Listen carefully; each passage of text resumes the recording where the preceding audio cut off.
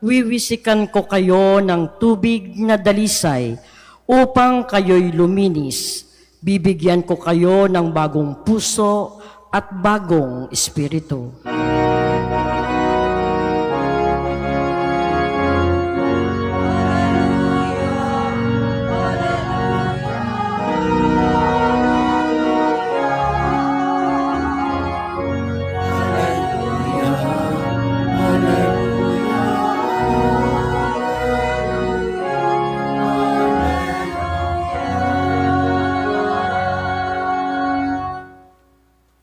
Sumainyo ang Panginoon. At sumairin.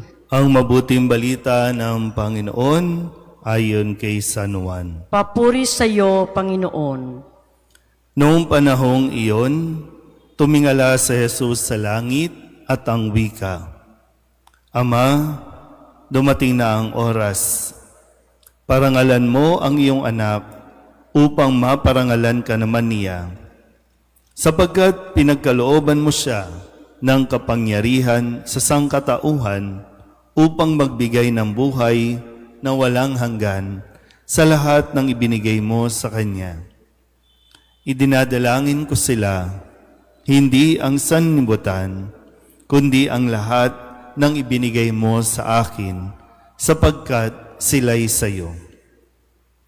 Naibigay ko na sa kanila ang iyong salita at kinaputan sila ng sanlibutan, sapagkat hindi na sila makasanlibutan, tulad kong hindi makasanlibutan. Hindi ko idinadalangin alisin mo sila sa sanlibutan, kundi iligtas mo sila sa masama. Hindi sila makasanlibutan, tulad kong hindi makasanlibutan. Italaga mo sila sa pamamagitan ng katotohanan. Ang salita mo'y katotohanan. Kung paanong sinugo mo ako sa sanlibutan, gayon din naman sinusugo ko sila sa sanlibutan. At alang-alang sa kanila'y itinalaga ko ang aking sarili upang maitalaga rin sila sa pamamagitan ng katotohanan. Hindi lamang ang aking mga alagad ang idinadalangin ko, kundi pati ang mga mananalig sa akin dahil sa kanilang pahayag.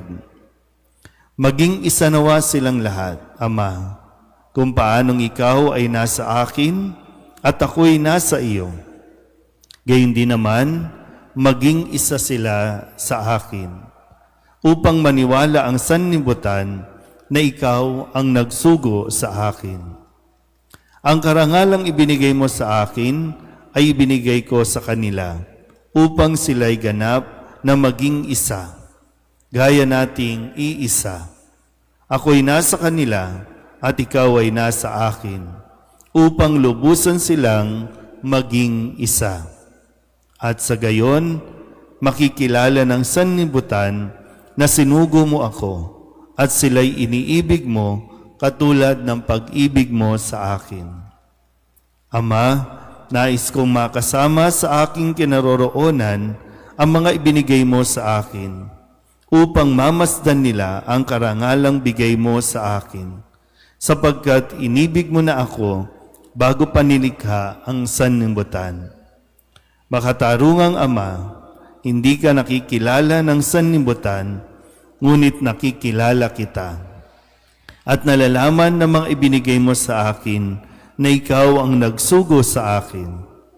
Ipinakilala kita sa kanila at ipakikilala pa, upang ang pag-ibig mo sa akin ay sumapuso nila at ako na may sumakanila. Ang mabuting balita ng Panginoon. Pinupuri ka namin, Panginoong Hesukristo. Isang magandang umaga po sa inyong lahat. Ngayon po ay Huwebes, pagkatapos ng pagdiriwang ng Pentecostes, at ito po ay itinilaga na ipagdiwang ang kapistahan ng Panginoong Hesukristo, walang hanggan at dakilang pari. At sa atin pong narinig na ebanghelyo sa araw na ito, narinig natin muli ang panalangin at ang nilalaman ng panalangin ni Jesus. Dahil sa puntong ito ng Ebanghelyo ay malapit niya ng tapusin at harapin ang pinakahuling yugto ng kanyang misyon.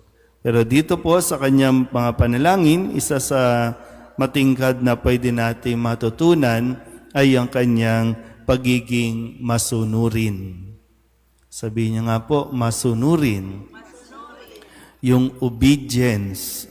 Sabi nga, hindi ka magkakamali sa obedience. Kung tayo po ay susunod, kung tayo po ay matututo lang talagang sumunod sa mga utos ng Diyos, hindi tayo magkakamali.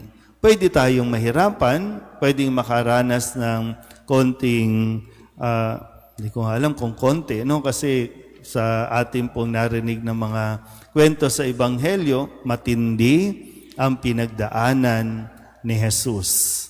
Pero nanatili siyang matatag at nanatili siyang sumusunod pa rin sa Diyos. Kung kaya't ngayon ay hinihiling niya na una, parangalan siya, at pangalawa ay ingatan ang lahat ng mga taong ibinigay ng Diyos sa Kanya para pangalagaan, para ingatan.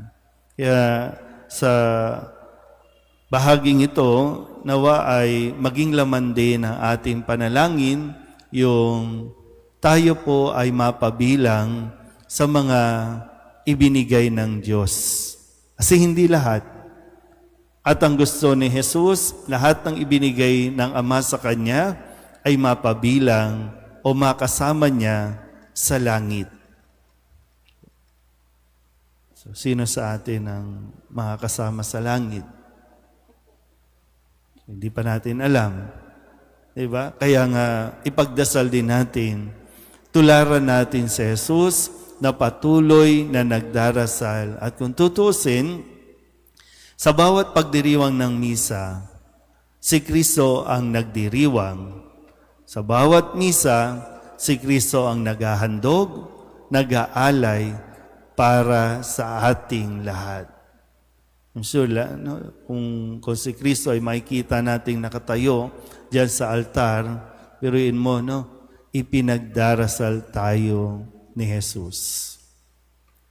Alam niya kung ano ang iyong pinagdaraanan, alam niya kung ano ang gusot ng iyong pinasok, alam niya kung ano ang iyong saloobin, kaya ngayon, napakaganda din at napakaluwag sa pakiramdam na marinig natin at malaman natin na ipinagdarasal tayo ni Jesus. Isang bagay na madalas isinasantabi ng tao, pero pinahalagahan at binibigyan ng diin ni Jesus ang kahalagahan na maipagdasal din natin ang bawat isa. Amen.